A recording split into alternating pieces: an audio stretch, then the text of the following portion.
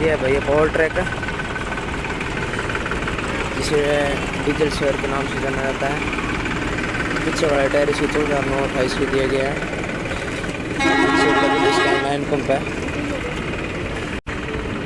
आज की साइज में किसान भाई ने दिया इसके में डबल क्लियर है, डबल क्लियर है। ये ऊपर से साइडिंग इसकी। अगर वीडियो अच्छी लगे तो वीडियो को लाइक, चैनल को सब्सक्राइब जरूर करें।